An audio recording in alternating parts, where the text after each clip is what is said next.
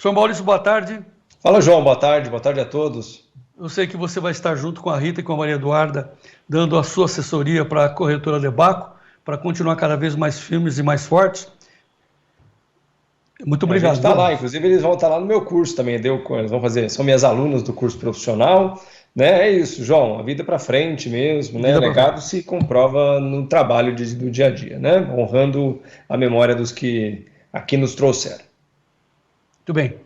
Muito bem colocado. Vamos ver os preços. Como é que estão na Bolsa de Chicago e Nova York, nesse instante da Vida Luz. O professor Maurício, olha, a soja continua em queda, apesar do relatório péssimo de ontem do acompanhamento da safra. Isso o Vlamir já falou, está 12,93, o milho 4,77, trigo 5,88, leve alta, o café está hoje se posicionando bem, 150,63, açúcar em queda forte, quase 1%, a 26,34, mas está muito bem, com bom preço. Algodão 88,37, petróleo 90,51, também tem um problema aí, trazendo inflação para o Brasil. Ouro em queda, 1921, e o câmbio, que eu quero analisar com o Beninello, 4,98 em alta, continua em alta. O mercado financeiro trouxe alguma alteração que interesse aos produtores, Maurício?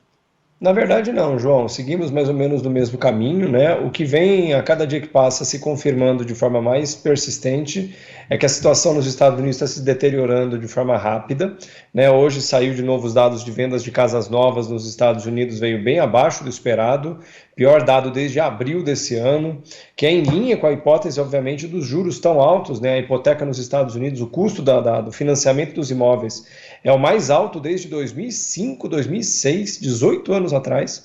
Então a economia como um todo vai desacelerar, se espera que daqui até o primeiro trimestre de 24 a situação continue piorando, né? Ou seja, as demandas tendem a começar a perder força. Obviamente isso não joga muito a favor dos agricultores de forma geral, porque pressiona o preço de quase todas as commodities para baixo. Porém, soja, milho, trigo e arroz, por serem ativos básicos da alimentação, sofrem bem menos pressão do que ativos como café, como açúcar, por exemplo, né? Porém, esses dois ativos ainda seguem com problemas nos estoques. Então, na minha opinião agora, João, a boa notícia ainda é por conta do dólar mesmo, que está pressionado no mundo inteiro, com a alta dos juros nos Estados Unidos, João, o fluxo de dinheiro para os Estados Unidos é grande, né? O que pressiona a moeda no mundo inteiro, especialmente em países que estão tendo dificuldade para ofertar bons investimentos, boas oportunidades, leia-se Europa e Japão nesse momento. Países emergentes como o Brasil, né, o México, o Canadá, a Austrália,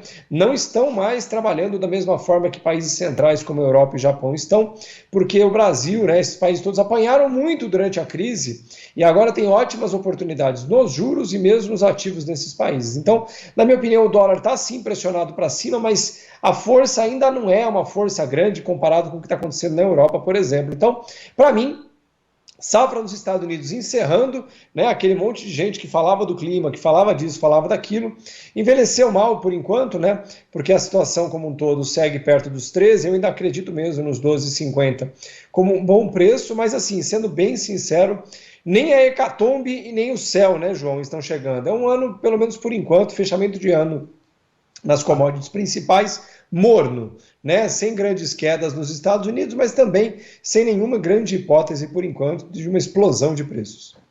Só para relembrar, o Maurício tem sempre posicionado os produtores no tocante à cotação do dólar para trabalhar em torno de R$5, né, Maurício? É isso? É isso mesmo. R$5 hoje eu acho, João, tomando por base o preço que está agora, eu acho que travar maio agora vai dar para travar perto de 5,10 mais ou menos, tá? Estou chutando agora aqui, não tem o preço em tempo real, né? Dessa cotação, é isso. Se você quiser travar maio, eu não faria ainda também, porque segue subindo, né? A gente não segura foguete subindo. Mas olhando para 5,10 perto de 4,80, que estava na semana passada, por exemplo, são 30 centavos a mais, né? 6% a mais só no dólar, né? Esse é um dos muitos exemplos de que o agricultor tem que lembrar que ele, por um acaso, vende dólares na forma de soja, dólares na forma de milho, né? Então é muito importante estar atento aos componentes do preço do ativo que você vende, né? Então é isso que eu gosto das pessoas serem lembradas, né? Simples assim, João. Simples assim.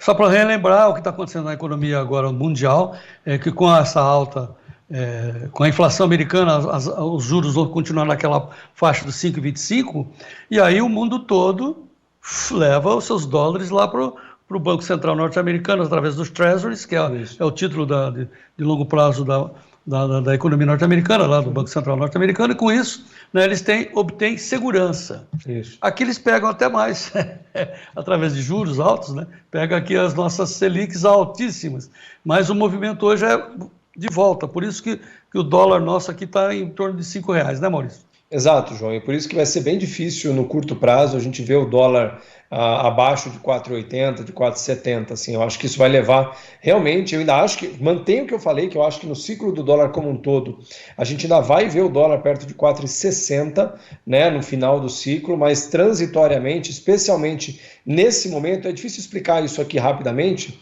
mas a chamada curva de juros americana, João, está ali nesse momento fazendo a volta. O que isso significa? Durante muito tempo, os juros de curto prazo pagaram muito mais do que os juros de longo prazo. E agora a gente está invertendo isso, ou seja, os títulos mais longos de 10, 20, 30 anos dos Estados Unidos estão, nesse momento, na trajetória de voltarem a pagar mais do que os juros curtos. Portanto, o que isso significa? Os títulos de longo prazo nos Estados Unidos são os títulos mais seguros do mundo. E nesse momento, o mundo como um todo entende isso como um movimento de risco aumentado, e esses títulos são chamados portos seguros. Ou seja, em momentos de muito medo ou de percepção de risco aumentada, muito dinheiro grosso mesmo sai de tudo quanto é ativo do mundo e vai em direção a esses títulos. E esse tipo de movimento acontece normalmente uma vez a cada 8 anos, João, e está acontecendo agora. Então, é bom que a gente chame a atenção dos produtores, porque é uma frase que o Maurício faz questão de sempre de acentuar. Você não produz soja, você não produz milho, você não cria gado, né? Você produz dólar. Você atua no mercado financeiro, você procura produzir algo que vai te trazer renda, dinheiro, e o dinheiro base é o dólar. Então preste atenção, a soja lá fora é cotação de Chicago mais petróleo, aqui é mais dólar e mais porto. Na soja, Maurício, algum olhar depois desse sobe e desce de ontem com esse relatório do SJ? De novo, né, o pessoal fica muito antenado no relatório, mas como o Brandalize mesmo vem falado há muito tempo, a safra americana não tem mais surpresa, né? O relatório vai mudar um pouquinho para lá ou para cá e o mercado vai seguir o caminho que ele espera. A safra americana não vem recorde, ela vem grande, né? A safra brasileira, pelo menos com essa onda de calor, que aqui em Curitiba mesmo já deu uma bela aliviada, depois de amanhã, inclusive, vai cair de volta para 10 graus aqui. Então essa onda de calor está com os dias contados no Brasil. Então, por enquanto, a projeção climática para o Brasil é uma projeção favorável para a soja também para o ano que vem. Então, assim, na minha opinião, João, eu tenho pessoa que vai continuar falando dos 9, tem pessoa que vai continuar falando dos 16. Eu ainda acho que para a safra brasileira do ano que vem, a gente deve estar perto de 12,50. Essa é a minha perspectiva nesse momento, né? Não vejo grande alteração. Para a safra americana do ano que vem, quando os estoques globais devem ser normalizados, eles não vão normalizar antes da safra americana dos Estados Unidos, ou seja, de novembro do ano que vem, aí a gente pode buscar preços na faixa dos 12, dos 11, né? Mas eu acho mesmo que essa faixa entre 12 e 13 dólares deve ser uma faixa de conforto, inclusive para a safra brasileira do ano que vem. Ou seja, eu não espero grandes surpresas baseadas nas informações de agora. Se houver uma quebra brasileira por algum motivo, a brasileira ou a argentina, por algum motivo no ano que vem, que por enquanto não está no radar, ou uma recessão global de grande porte mesmo, ou seja, a situação nos Estados Unidos escalar muito rápido e isso se transformar numa crise global a lá 2008, a gente pode ver mudança, mas por enquanto a minha perspectiva mais realista mesmo é que ficaremos mesmo em torno de 12 a 13 dólares, João. E só para deixar claro também, eu tenho algumas pessoas no chat comentando sobre vender ativos em ouro, né? É importante lembrar que o ouro é cotado em dólares, então, portanto, se você tentar vender seu produto em ouro, não fará lá grande diferença, porque o ouro é cotado em dólares e o preço é registrado e controlado pelos maiores bancos do mundo, incluindo JP Morgan, Lloyds e outros bancos globais. Tudo está referenciado no dólar, claro, né, Maurício? Enfim, o professor, falando nisso, olhando março, maio, junho, sei lá, do ano que vem, é bom pensar em fazer travas? Então, eu estou olhando muito, meus clientes, a maioria, João, eles são referenciados no maio, tá? Porque são produtores que produzem principalmente a partir de março do ano que vem, mas os dois contratos estão muito parecidos, contrato maio e contrato março. Na minha opinião, o grande ponto de travamento, aquele que eu mostrei aqui há umas 20 dias atrás, mais ou menos, era perto dos 14 dólares e 15, 14 e 10, 14 dólares que estava naquela época. Nesse momento, João, 13 e 30, provavelmente você só vai conseguir uma defesa minimamente eficiente quando a soja já estiver abaixo de 12,80. Ou seja, já é um preço bem abaixo do topo. Dá para fazer? Sempre dá. Se a soja for a 11 dólares, por exemplo, passa a ser eficiente. Para mim, o ponto só não é favorável tanto quanto foi há 20 dias atrás. Na verdade, eu até espero para os próximos dias, provavelmente para a semana que vem, um movimento de respiro, ou seja, depois dessa queda de quase $1, um pouco mais de $1 no preço da soja, eu acho que a soja tem chance de fazer uma respirada. Ainda não deu sinais disso, é o que eu espero.